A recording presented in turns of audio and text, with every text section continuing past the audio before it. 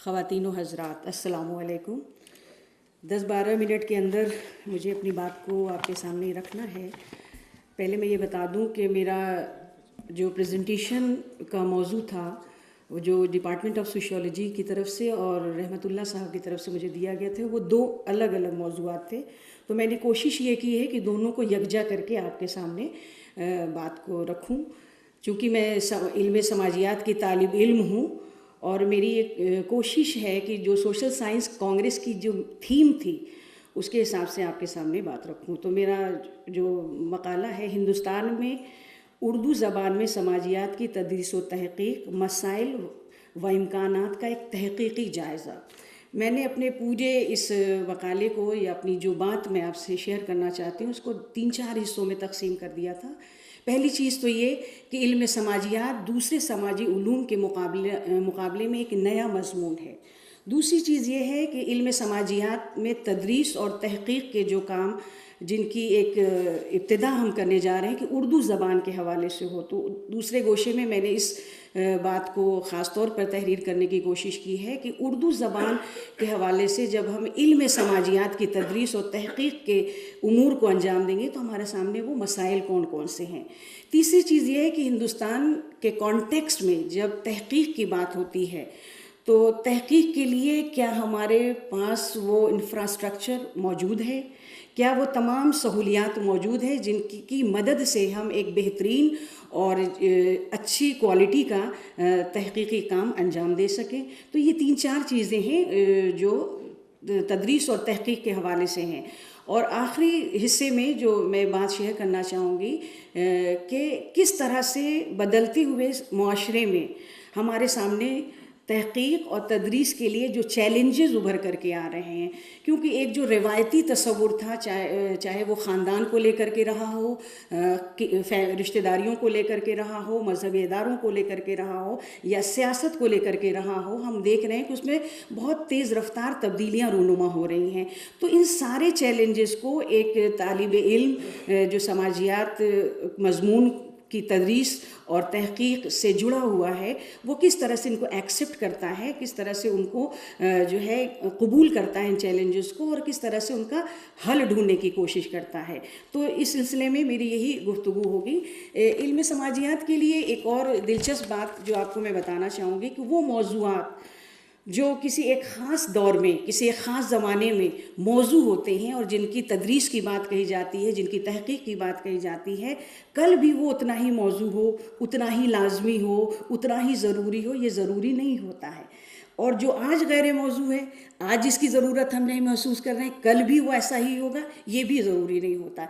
تو ان سب چیزوں کو مد نظر رکھتے ہوئے ایک اساتذہ کو بھی اور طالب علم کو بھی اپنی تدریس اور تحقیق میں مسئلوں کا انتخاب، موضوعات کا انتخاب کرنا ہوتا ہے۔ اب دوسری چیز آتی ہے ہندوستان میں آزادی کے بعد زبان کے ساتھ ہونے والی سیاست۔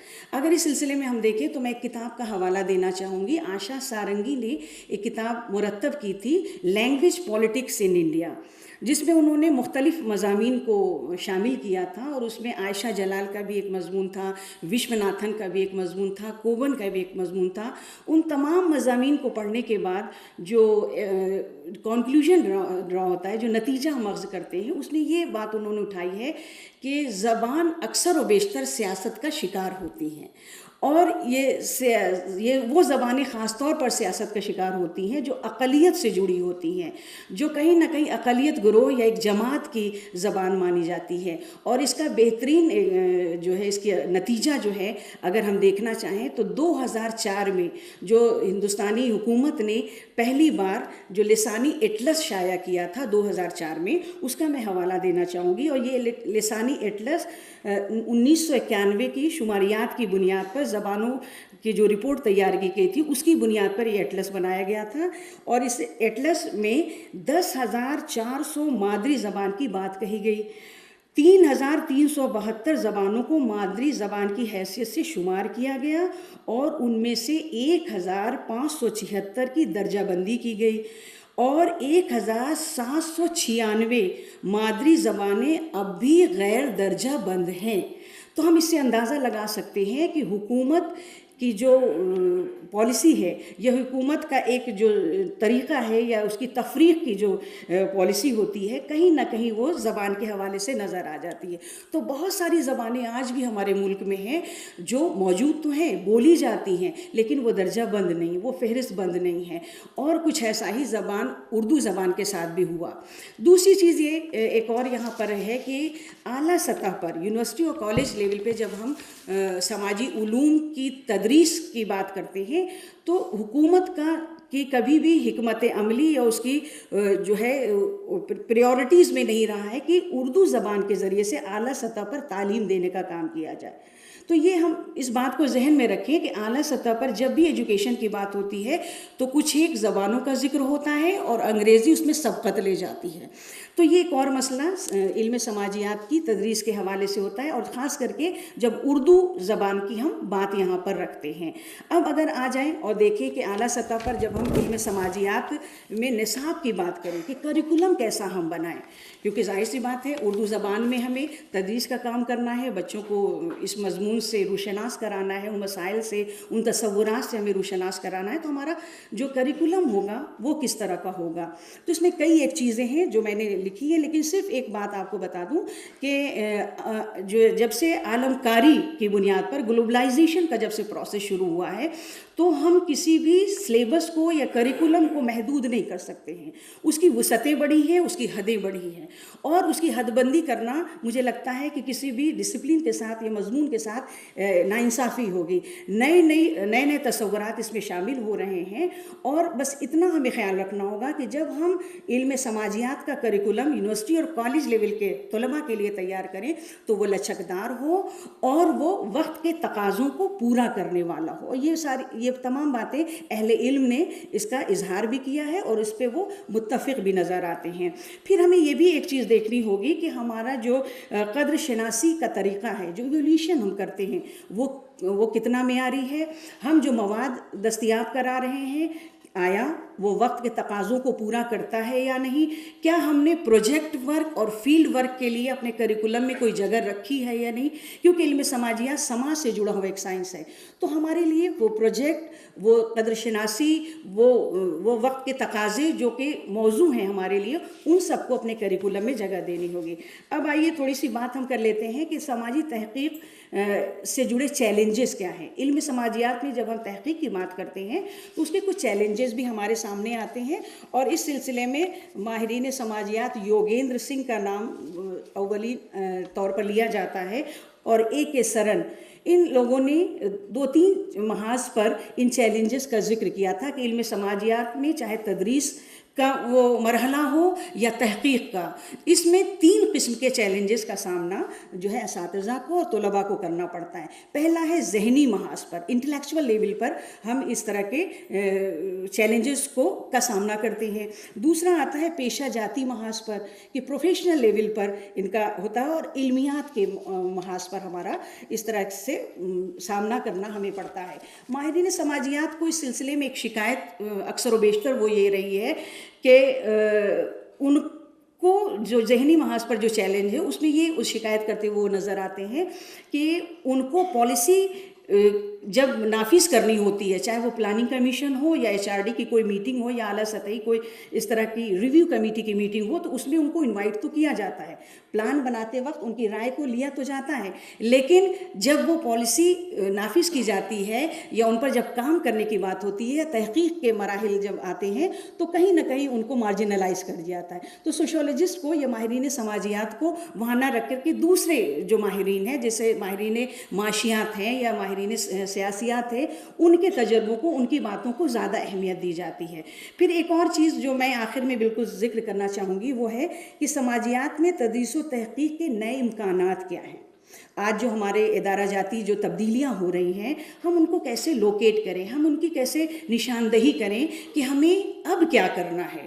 ایک روایتی طور پر تو ہم خاندان کا مطالعہ کرتے رہے, ہمارے پاس وہ مطالعے موجود ہیں, ہمارے پاس وہ ریسرچ موجود ہے, لیکن اگر آج کے ہم اس بدلتے دور میں دیکھیں, آج کے اس گلوبلائزیشن زمانے میں دیکھیں جہاں پہ عالمکاری نے اپنے پیر پھیلا رکھے ہیں اور جما رکھے ہیں, تو اس جگہ پر ہم یہ دیکھتے ہیں کہ خاندان اب صرف روایتی خاندان نہیں رہ گیا, بلکہ خاندان کے نئے تصورات بھی ہمارے سامنے آ رہے ہیں.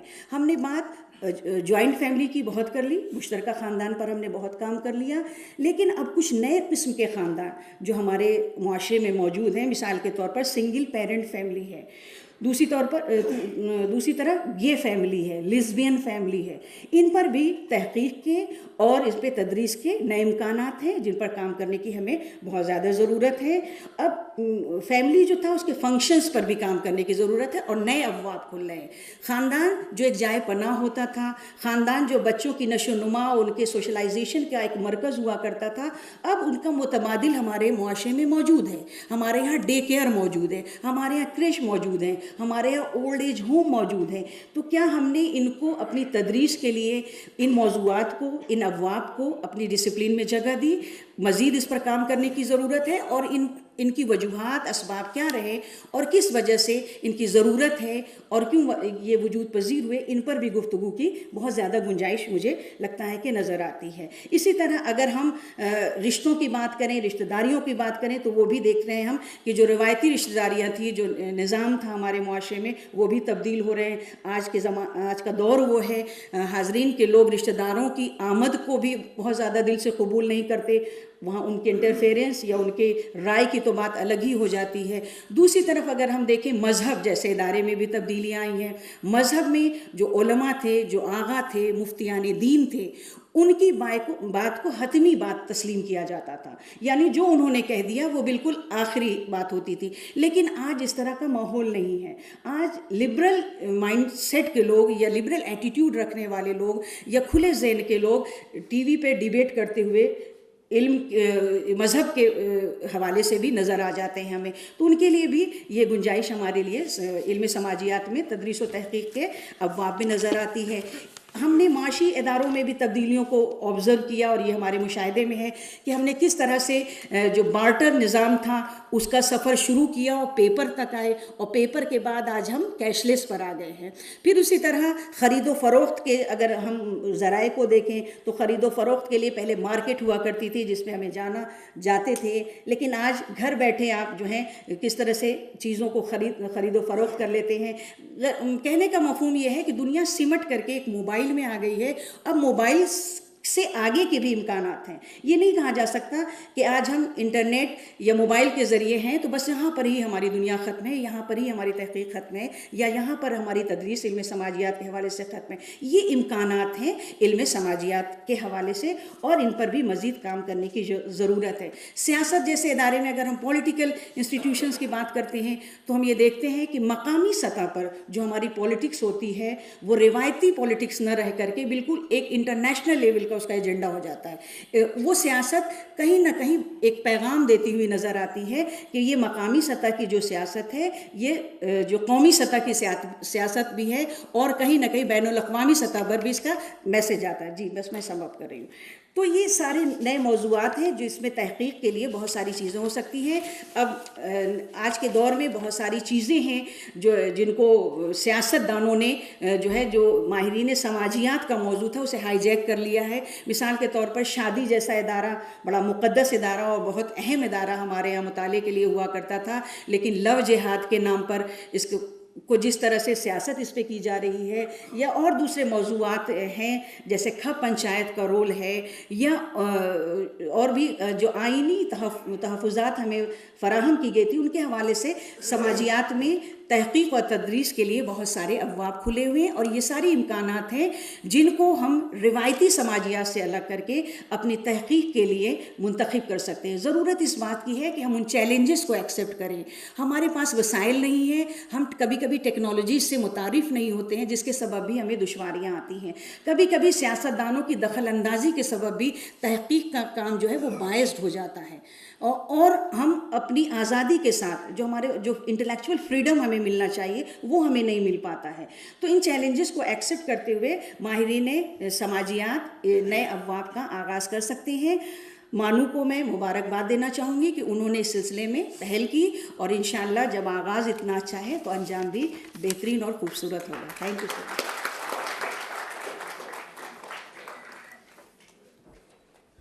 شکریہ ڈاکٹر عذرا عابدی صاحبہ.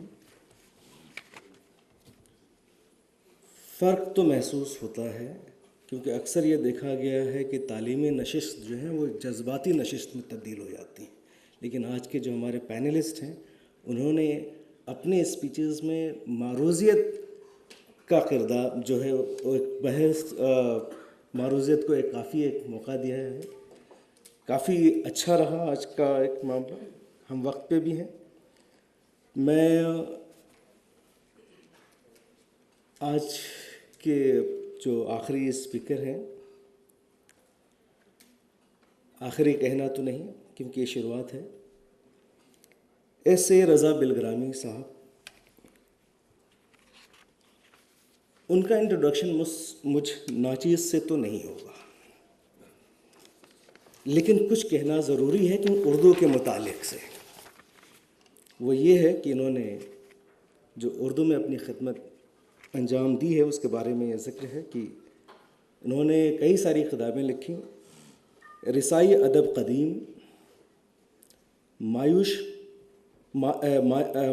اور معاشرہ، معاشری معاشیات، اقتصادیات برائے عوام، میکرو اکنامکس، یہ ان کی اردو میں کتاب ہیں. ہمیں پڑھنا چاہیے اور اس بات سے میں سر کو دعوت دیتا ہوں کہ آئیں اور اپنی بات کہیں.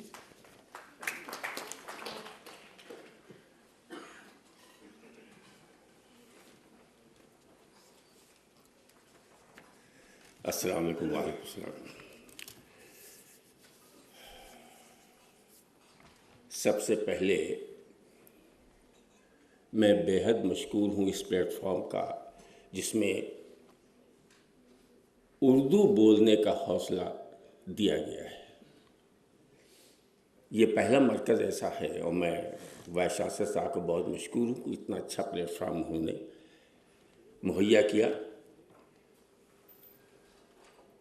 ایک بات میں بہت شروع میں بتا دوں کہ میں پورا پیپر نہیں پڑھوں گا، صرف نفس سے مضمون جو ہے اس کو پیش کروں گا کیونکہ میں آخری اسپیکر ہوں، اس لیے زیادہ بور مت ہو جائیے گا. بہت مختصر. سب سے پہلی بات تو یہ کہ سماجی علوم میں اقتصادیات، اکنامکس انتہا سے زیادہ غیر مہذب سماجی علوم ہے. غیر مہذب اس سینس میں کہ کوئی بھی کتاب اٹھا کے اس کی پڑھیے، اس کا انداز تحریر، اس کا انداز بیان، اس کی اصطلاحات، تمام فیگرز، ڈائیگرام، جیومیٹری، الجبرا، یہ وہ سب پڑھنے والا ایک عام انسان کتاب کوئی بھی اکنامکس کو اٹھا کے دیکھے تو 2 منٹ کے بعد اٹھا کے رکھ دے گا. سماجی علوم میں اس سے زیادہ مشکل اور اس سے زیادہ میں سمجھتا ہوں پیچیدہ کوئی دوسرا مضمون نہیں ہے. بس یہ خلش میرے اندر پیدا ہوئی کہ میں اس مضمون کو کلاس روم سے نکال کے آپ کے طرز زندگی میں ڈھال دوں. وہ تمام مسائل جو ٹیکسٹ بک میں لکھے ہوئے ہیں ان کو میں آپ کے معمولات زندگی کا آئینہ بنا دوں. اور یہی کوشش میں شروع سے کرتا رہا. اس سلسلے میں کچھ کتابیں بھی ہیں، مضامین بھی ہیں مسلسل، اور میں جہاں بھی جاتا ہوں کوشش بات کرتا ہوں کہ جو کچھ بھی ٹیکسٹ بک میں پڑھایا جاتا ہے وہ کلاس روم کے اندر محدود نہ رہے. کلاس روم سے ان کو نکالیے اور طرز زندگی میں ان کو ڈھال دیجیے اور سمجھائیے. میں نے کوشش اسی بات کی تاکہ اکنامکس میں اجنبیت جو ہے وہ ختم ہو جائے، ایک پردہ جو حائل ہے وہ گر جائے.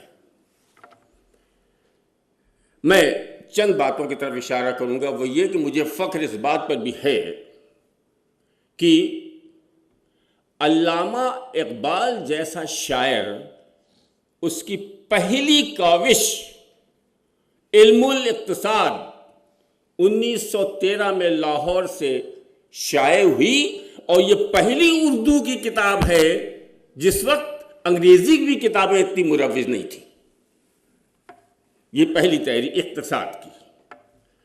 اور اس کتاب کو جب میں نے پڑھا تب مجھے احساس ہوا کہ شخص نے معاشیات کے اصولوں کو کس طرح سے طرز زندگی میں ڈھال دیا. اور وہیں سے میرے اندر یہ جذبہ پیدا ہوا کہ میں اس روش کو قائم کروں، اور اسی تحت میں نے کتابیں لکھی. اب میں آپ کو ایک چھوٹی سی مثال دیتا ہوں. میں بہت زیادہ تفصیل میں، یہ سارا مضمون اسی پر ہے، میں تفصیل نہیں جاؤں. میں چھوٹی سی مثالیں دو ہی دیتا ہوں صرف. اکنامکس میں لفظ کنزیومر استعمال کیا گیا ہے، جس کے معنی صارف، اور اس کی جمع صارفین، کنزیومرز. آپ نے کبھی غور کیا کہ عوام کو اکنامکس میں کنزیومرز کیوں کہتے ہیں، صارف کیوں کہتے ہیں؟ ذرا غور کیجئے. بچہ نوزائیدہ ہو، بچہ ہو، جوان ہو، بوڑھا ہو، صحت مند ہو یا بیمار، گھر میں رہتا ہو یا گھر کے باہر، ملک میں رہتا ہو یا ملک کے باہر، کسی بھی اصول کا ہو، کسی بھی خیالات کا ہو، کسی بھی مذہب کا ماننے والا ہو، کوئی بھی ہو، اگر وہ سانس لے رہا ہے، سانس لے کے زندگی کا ثبوت دے رہا تو صارف ہے. اور اسی کی آبادی کو صارفین، کنزیومرز کہا گیا ہے. بہت مشہور لا ہے، لا آف ڈیمانڈ. اکنامکس سے پڑھا جاتا ہے. اگر آپ کتابیں اٹھا کے دیکھیے تو سیدھا سیدھا لا بیان کیا گیا، اس کی وضاحت کی گئی، پھر ڈائیگرام، یہ وہ سب اس کی وضاحت کی گئی. کبھی آپ نے غور کیا کہ لا آف ڈیمانڈ کیسے آپ کی زندگی کے قریب ہے؟ میں آپ کو بتاتا ہوں. جس وقت ماں کو یہ احساس ہوتا ہے کہ کوئی زندگی اس کے شکم میں آئی،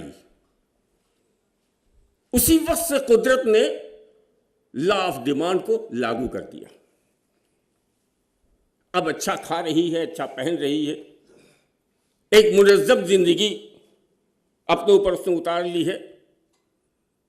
وہ وقت پر کھاتی ہے، وقت پر سوتی ہے، وقت پر چلتی ہے، وقت پہ کام کرتی ہے، یہ وہ ایک نظام زندگی بدلا. یہ کیوں بدل رہا ہے؟ وجہ یہ ہے کہ شکم میں قدرت نے جو ایک زندگی دی ہے اس کی حفاظت ماں کو دے دی. اب وہ بقا، زندگی کی بقا کی ذمہ داری ماں ہے، اس لیے اس کی ہر ڈیمانڈ کو وہ پورا کرے. یہیں سے لا آف ڈیمانڈ جو ہے وہ قدرت نے لاگو کر دیا، شروع کر دیا. 9 مہینے کے بعد جب وہ ہستی باہر آئی تو آپ نے غور کیا، نہ اس کے پاس زبان ہے، نہ اس کے پاس کوئی مکالمہ ہے، نہ اس کے پاس کوئی لفظ ہے، کچھ بھی نہیں. صرف چہرے کے رنگ بدل رہے ہیں، ہاتھ پیر ہل رہے ہیں، کچھ تشنع ہو رہی ہے. یہ سب کچھ ہو رہا ہے. ماں کے لیے زبان ہے، وہ سمجھ رہی کب نیپکن بدلنا ہے، وہ سمجھ رہی کب دودھ پلانا ہے، وہ سمجھ رہی کب گود میں لینا ہے، وہ سمجھ رہی کب تھپکنا ہے. ماں نے سب کچھ کر دیا، یہ ساری ڈیمانڈ پوری کر دی. بچہ سکون سے سو گیا. اس کو اکنامکس میں ایکولیبریم کہتے ہیں. اس کو ایکولیبریم کہتے ہیں. اب وقت پر ماں دودھ نہ پلائے، نیپکن نہ بدلے، گود میں نہ لے، نہ تھپکائے، نہ کرے، بچہ بے چین رہے گا، نہیں سوئے گا. اس کو اکنامکس میں ڈس ایکولیبریم کہتے ہیں. دیکھیے اگر کتابوں میں اگر یہ لا اسی طرح سے خشک طریقے سے آپ نے لکھ دیا تو بچوں کے سمجھ میں نہیں آئے گا. ہونا یہ چاہیے کہ اس کو وہاں سے اٹھا کے طرز زندگی میں لے آئیے اور وہاں سمجھائیے. اسی طرح سے معاف کیجیے گا، ایک بڑا مشہور ہے یوٹیلیٹی کا لا، بڑا اچھا لگتا ہے. یوٹیلیٹی کے لا. اکنامکس کے خوش فضا کے اندر اگر یوٹیلیٹی کا لا پڑھیں تو ایسا معلوم ہوتا ہے جیسے واقعی میں بہت ہی حبس کے اندر کوئی بہت خوشگوار ہوا کا جھونکا آ گیا. ایسا محسوس ہوتا ہے جب یوٹیلیٹی آپ پڑھیے. کیا ہے صاحب یہ قدر؟ کیا چیز ہے؟ کچھ نہیں ہے. قوت تسکین. ہر چیز کے اندر خدا نے قوت تسکین دے رکھی ہے. جس وقت آپ کی نگاہ اس شے سے لڑتی ہے تو آپ کو یہ احساس ہو جاتا ہے کہ یہ شے ہمارے اس کام کی ہے, ہم کو اس سے اس کے تسکین ملے گا. جیسے ہی یہ تسکین کا احساس ہوتا ہے آپ کو یوٹیلیٹی کا احساس ہو جاتا ہے اس قدر کے اندر. قدرت نے پوری ہوا دے رکھی زندگی کے لیے, نہ صرف انسان کے لیے بلکہ شجر کے لیے, حیوانات کے لیے, سب کے لیے. ہوا ہے, آکسیجن ہے, تمازت ہے, سب کچھ ہے. اتنی زیادہ ہے کہ آپ کو اس کا احساس بھی نہیں ہوتا. لیکن اکنامکس میں لا بتایا گیا ہے یوٹیلیٹی کے لیے کہ یوٹیلیٹی ہمیشہ افراط میں نہیں قلت میں پیدا ہوتی ہے. اب آپ بتائیے کہ آکسیجن اتنا ہے, ہوا اتنی ہے, آپ کو احساس بھی نہیں ہوتا کہ ہماری زندگی کا انحصار اسی ہوا پہ ہے, اسی تمازت پہ ہے. ہماری ہریالی اسی تمازت پہ ہے, ہماری پیداوار اسی تمازت پہ ہے, اسی ہوا پہ ہے, سب کچھ ہے, قدرت نے دے رکھا ہے. اتنی افراط ہے کہ یوٹیلیٹی نہیں ہے. نہیں, اکنامکس اس کا اصول بتاتا ہے کہ ہے.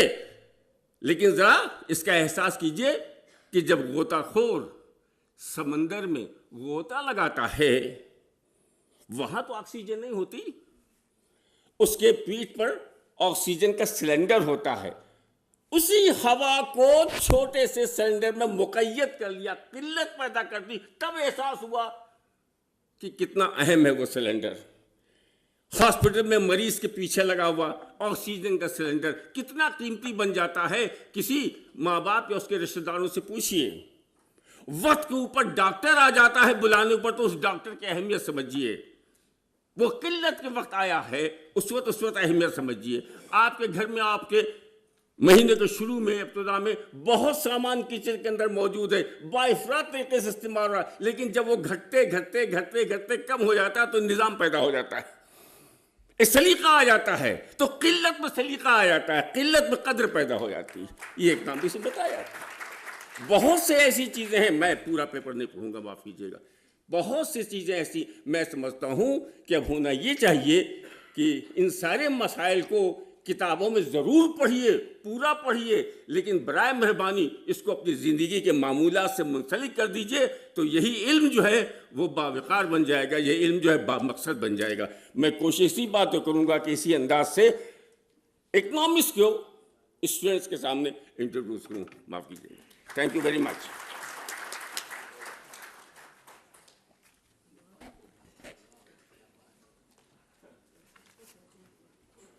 کافی مشکل ہو جاتا ہے. میں تو یہ ایک اسٹرک ہوں. اکثر یہ دیکھا جاتا ہے کہ سیمینارز میں یہ آئیں اور چائے پہ چلے جائیں اور یہی معمول ہوتا ہے ہر جگہ پہ. لیکن آج یہ ہوا, میں شکر گزار ہوں ان لوگوں کا کہ انہوں نے یہ موقع فراہم کیا ہمارے لیے کہ مختلف سماجی علوم کے ماہرین کو ایک اسٹیج پہ لا کے کھڑا کر دینا تاکہ کوئی مونوٹونی قائم نہ ہو اور چیزوں کو آسان بنانا. جس طرح سے ہم نے سنا سمجھا ایک الگ طریقے کا احساس ہے. اور مجھے کل کی جو اناگرل میں ایک بات کہی گئی تھی کہ اردو کا جو معاملہ ہے وہ ترجیحات پہ ہے اور بدلتی ترجیحات نے اردو کے حالات ایسے بنائے ہیں. لیکن بہت شکریہ آج کے تمام پینلسٹ کا جنہوں نے اپنی بات سے ہمیں نوازا اور ہمیں بہتر ایک چیز نہیں ہے. یہ علم کا گوہر سمندر ہے. لیکن جس انداز سے ان لوگوں نے ہماری ریکویسٹ کی قدر رکھی, التجا کی قدر رکھی, اس کے لیے میں بے حد شکر گزار ہوں چاروں کا. 4 پریزنٹیشنز یہاں پہ ہو گئی. آغاز اسلم عبداللہ صاحب جنہوں نے بڑی خوش اسلوبی سے اپنے پریزنٹیشن میں فیتھ लैंग्वेज और सोशल साइंसेस के तनाजुर में बात की। कुछ अहम इश्यूज़ इन्होंने उठाए। इन इश्यूज़ में उन्होंने लैंग्वेज, ज़बान का रोल, इफ़ादियत और अहमियत के बारे में कहा। इससे मुझे थोड़ी देर के लिए मैं यूरोप का सफ़र करने निकला था और यूरोप पहुंचते पहुंचते रिफॉर्मेशन मूवमेंट पे आ गया, जो जर्मनी में मार्टिन ल्यूथर ने जिसका आगाज़ किया था। और वहाँ पे मुझे पता चला कि ज़बान जो है एक तहरीक है, पहचान ही नहीं है बल्कि एक तहरीक है। क्योंकि जो यूरोप में क्रिश्चियन ईसाईयत के दो हिस्से, प्रोटेस्टेंट्स और कैथोलिक्स का डिवाइड हो गया और जिसकी वजह से लाखों ईसाई मर गए। जो आज के दौर में हमें इस्लाम मुसलमानों के बारे में दिख रहा है, परेशानी की कोई गुंजाइश नहीं है, क्योंकि ये दौर तो ईसाइयों ने भी अपने वक्त में देखा है। तो वहाँ पे मुझे ख्याल आया कि एक तस्वुर जो पादरियों ने दिया था वो ये कि एक ईसाई जो है मरने से पहले जो भी गुनाह करे, जो भी गलतियाँ करे, लूट करे, पाट करे, ज़िना करे, जो भी करे, जन्नत की ज़मानत हम देते हैं। शर्त यह है कि मरने से पहले उसको pope, bishop, arch bishop, monk, none का आशीर्वाद हो। अकीदा इतना था। लोग भूले भाले थे, जैसे हिंदुइज्म में भी है, इस्लाम में भी आगाज़ में यही चीज़ हो गई। तो अचानक पोप को ख्याल आया कि हमने एक बहुत बड़ा चर्च रोम में बनाना है, लेकिन माली हालात कमज़ोर। नतीजा उसने अपने एजेंट उसको सारे रोमन एम्पायर में मतलब डिस्ट्रीब्यूट किया। पैसा लिया और साथ में एक पर्ची हाथ में दे दी। उसको कह दिया गया कि सेल ऑफ इंडल्जेंस। तो सेल ऑफ इंडल्जेंस में पहुंचते पहुंचते कुछ एजेंट जर्मनी भी पहुंच गए। तो वहां पे देखा जो घोड़े पे ये जो एजेंट बैठा हुआ है, लोग हजारों की तादाद में इसके पीछे पीछे भाग रहे हैं। तो विल ड्यूरांट ने अपनी किताब 13 वॉल्यूम्स का स्टोरी ऑफ सिविलाइजेशंस लिखा है कि ऐसा दिख रहा था कि कोई दुकान है जहां पे खरीदारी हो रही है और जहां पे कंज्यूमरिज्म की हाई लेवल जा रही है, और दिख रहा है कि जैसे ये जो एजेंट है ये सेल्समैन है। लोग इसको मिन्नतें करते हैं, पैर पकड़ते हैं, सर पकड़ते हैं, हमें दे दो, हम जन्नत में जाना चाहते हैं। मार्टिन ल्यूथर ऐसे तमाशा देख रहा है। कहा कि ये तो बाइबल में है ही नहीं, ये चीज़ तो बाइबल में है ही नहीं, लेकिन ये एजेंट्स और पोप वगैरह कहते हैं ये बाइबल में है। तो कहा कि बाइबल तो लोगों की ज़बान, उसकी ज़बान जो है लैटिन, ये तो आम लोगों की ज़बान नहीं है। तो मार्टिन ल्यूथर ने कहा कि ये लोगों की सोच को बदलने के लिए न उसने तलवार उठाई, न उसने गन उठाया। लोगों की सोच को बदलने के लिए हमने बाइबल को लैटिन से उठा के जर्मन में तर्जमा करना चाहिए। उस वक्त लकीली ये हुआ था कि प्रिंटिंग प्रेस आ गया था। तो नतीजतन क्या है कि जर्मन वालों को बाइबल जो है जर्मन लैंग्वेज में मिल नहीं पढ़ने लिए, और जब उन्होंने पढ़ा कहा कि ये चीज़ तो है ही नहीं, अगर आप गुनाह करते जाओ लेकिन ज़मानत हम देंगे आपको, जन्नत की ज़मानत देंगे। यहाँ से पैदा हो गया ये कि यूरोप में ज़बान ने कितना असर लाया और कितनी तब्दीली और कितनी तहरीक लाई, जिसकी वजह से एक कैथोलिक रिलीजन जो है कल तक उसके डिवीज़न के बारे में कोई कंसीव ही नहीं कर सकता था, लेकिन ज़बान की वजह से ये डिवाइड भी हो गया और नए ख्यालात आ गए। दूसरा सर आपने कहा कि लैंग्वेज, अब लैंग्वेज को हम खाली स्ट्रक्चरली देख ले, इसका स्ट्रक्चर क्या है। ज़बान में साथ साथ एक थॉट को भी देखने की ज़रूरत है। ज़बान वो है खाली जिसमें स्ट्रक्चर को हम ना देखें, राइम और रिदम देख ले, लेकिन थॉट की ज़रूरत है। अगेन इसका बात का ख्याल मुझे आता है जब हम रेनेसांस کی ایک تحریک, انٹلیکچوئل موومنٹ جو یورپ میں چل رہی تھی, اس کے بارے میں ہم دیکھ رہے ہیں.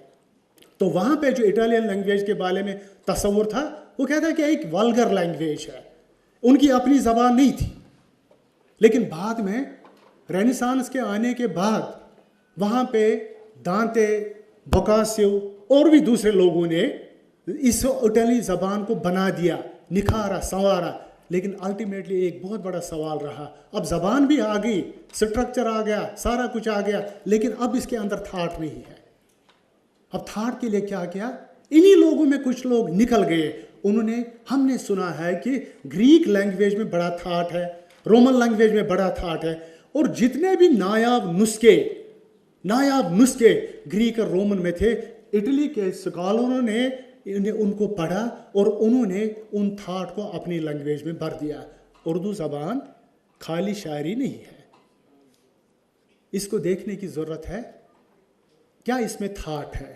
اگر نہیں ہے, اس کو تھاٹ کی جگہ دینے کی بہت ضرورت ہے.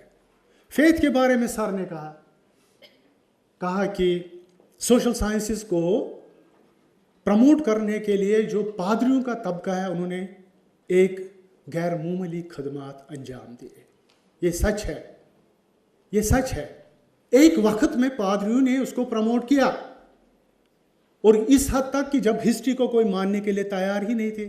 یار ہسٹری کیا ہے, یہ بکواس ہے, کچھ نہیں ہے, کیا نہیں ہے. لیکن ہسٹری کو اگر کوئی مانے, کسی نے دے دیا, وہ تو یہ پریسٹس نے دے دیا, کرسچنز نے دے دیا, مانے انہوں نے دے دیا. اور مانے دینے کے بعد اس کے بعد تو مانے دے دیا. انہوں نے کہا کہ اگر ہم ہسٹری کو ریکاگنائز نہیں کریں گے as a subject of the social sciences, then nobody will be bothered about studying the history of Lord Christ or موسیٰ. لیکن بعد میں جو اسی یورپ میں ایک روشنائی کی تحریک فرانس میں آ گئی, جہاں پہ والٹیر اور مونٹیسکو آ گئے, تو انہوں نے مذہب کو چیلنج کیا اور انہوں نے کہا کہ مذہب was a matter between individual and God. لیکن جب سے بیچ میں پادری آ گئے, فتنے بڑھ گئے, فسادات آ گئے اور جھگڑے شروع ہو گئے. اور نتیجہ یہ ہے کہ جن لوگوں نے اس کی آبیاری کی, پھر ان لوگوں کے خلاف ہی یہ واپس آ گیا. بڑا اچھا پریزنٹیشن تھا. تو اس کے بعد جو دوسرا پیپر اشتیاق ذلی صاحب کا, تو انہوں نے جو فنڈامنٹلز آف ہسٹری کے بارے میں بتا دیا, اور جس میں کہہ دیا کہ اب تاریخ جو ہے یہ کوٹ بادشاہ کوئنز کی کہانی نہیں ہے. اور دوسری بات یہ ہے کہ تاریخ کو پڑھنے کے لیے ماخذ سورسز کی بڑی ضرورت ہے. سر دونوں چیزوں سے میں اتفاق کرتا ہوں, لیکن ابھی بھی میرے ذہن میں سوال یہ ہے کہ جب سورسز کا خاتمہ ہو جائے کسی پہ, what is the next? Therefore, sources is a part of history, but it is not history. Number 2, ہم فنڈامنٹلز آف ہسٹری میں جو ہیروڈوٹس کی بات کرتا تھا, وہ کہتا تھا کہ history is simply to memorise the dead. لیکن بعد کے جو لوگ آگے کہا کہ یہ اتنا ہی نہیں ہے کہ کون ڈائناسٹی آ گئی, اس کے بعد کون نئی ڈائناسٹی آ گئی. اگر یہ ہسٹری ہے تو یہ سٹوری ہے, یہ ہسٹری نہیں ہے. تو ہمارے لیے سوشل سائنس پہ اس وقت یہی پرابلم ہے. یہ جو ہم دھکیانوسی خیالات لے کے آ گئے ہیں, ہم اپنے آپ کو اپڈیٹ نہیں کر رہے ہیں. یورپ میں کیا ہو رہا ہے, کیا ریسرچ ہو رہی ہے, فرانس میں انقلابات آ رہے ہیں, انال سکول کا تھاٹ آ گیا, ٹوٹل ہسٹری کا تھاٹ آ گیا. اور سب سے بڑی امپارٹنٹ چیز جو ہے انٹر ڈسپلنری اور ملٹی ڈسپلنری کا جو اپروچ ہے. کہتے تو بہت ہیں ہم, جو میڈم نے کہا, لیکن عملانے کے لیے تیار ہی نہیں ہے. میں ہسٹورین ہوں, میں ہسٹری سے باہر نکلنا نہیں چاہتا ہوں. آپ جغرافر ہیں, آپ اس سے باہر نکل نہیں چاہتے ہیں, بلکہ آپ کہتے ہیں کہ نہیں, sociology is my domain, therefore history men should never come into it. whereas the fact is that جب آپ اسلام کی بات کر رہے ہیں تو آپ کیسے اسٹیٹ کو اگنور کر سکتے ہیں؟ تو اس لیے once you are doing any work on Islam or on religion, you have to at the same time see to it that what is the state structure, کیونکہ اسٹیٹ اسٹرکچر کا اس میں بہت بڑا ہاتھ رہا ہے. आज़रा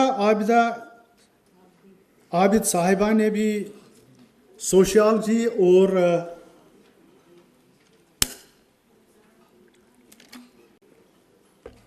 सोशल साइंसेस को connect करने की एक बेहद कामयाब कोशिश की है, अप्रिशिएट करता हूँ। और इसमें उसने बहुत सारे मसाइल को उभारा है। चैलेंजेस क्या है? तो एक अहम चीज़ जो सोशल साइंसेस का जो करिकुलम है, जो ओरिएंटेशन है, जो ऑब्जेक्टिव है, मेरा आपसे सवाल नहीं, थोड़ा एक अपनी जगह पे है कि where do you place the state, role of state. Social sciences जो प्रॉब्लम्स वगैरह सारी है, इसकी ओरिएंटेशन है, ऑब्जेक्टिव है और बहुत सारी चीज़ें हैं। Where do you situate state, state का रोल जो है इसमें क्या होगा। तो लास्ट पे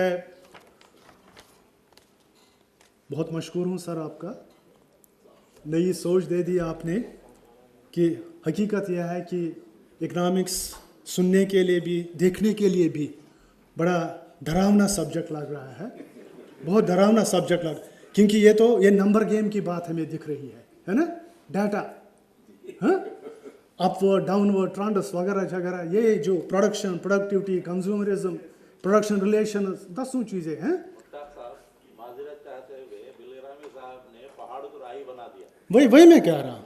लेकिन सबसे बड़ी अहम चीज़ जो आपने बहुत खुश असबली से की, जो मुझे ज़ाती तौर पर और आई एम श्योर कि सबों को वो पसंद आई, आपने अप्लाइड इकनॉमिक्स की बात की है। अप्लाइड इकनॉमिक्स की बात है, हाँ, ये चाबी है, यही चाबी है, वक्त की ज़रूरत है। अब वक्त की ज़रूरत है, दूसरे सेशन चलना है। हाँ, वो भी तो मुझे ही चलाना है, वो भी तो मुझे ही चलाना है, हमें पता है। हम बैठ के परेशान हो रहे हैं तो इन थोड़े से, क्योंकि रोल जो होता है प्रिसाइड करने वाला का, उसका रोल इसके बगैर नहीं हो सकता है ना। तो हमने कोशिश की है, इसलिए यह है कि कोई कमेंट हो, कोई सवाल हो तो चाय के वक्त में, ठीक है, फिर तो इनका काम अफरोज आलम का साथ। चलिए अफरोज साहब जल्दी कीजिए, दूसरे 4 सेशन इंतजार है। जो 2 घंटे का वक्त मुअय्यन था उससे हमने सिर्फ 5 मिनट ज़्यादा लिया है। नहीं, जो ये हमने 15 मिनट स्टार्ट किया, लेकिन हमने 2 चीज़ें हैं, ये प्रोग्राम अब यहीं पे ख़त्म होता है, लेकिन 2 अनाउंसमेंट है कि हमारा 7वां और 8वां इजलास जो साइमल्टेनियस हो रहा है, एक जो है 7वां इजलास जो इस्लामियात पे है, जो यहीं पे होगा, उसका वेन्यू यहीं पे है, और 8वां इजलास है जो CPDMT ऑडिटोरियम में है, जो तारीख़ जो है उस शोबे का उस पे वहाँ पे है। प्लीज़ आप दोनों को अटेंड करें, जहाँ भी जिसका भी अपना इंटरेस्ट हो। और इसके लिए आप चाय के लिए आप बाहर जो बहुत ज़रूरी है, क्योंकि team is temporary energy arrangement, तो प्लीज़ आइए साइमल्टेनियसली। माजरत चाहता हूँ।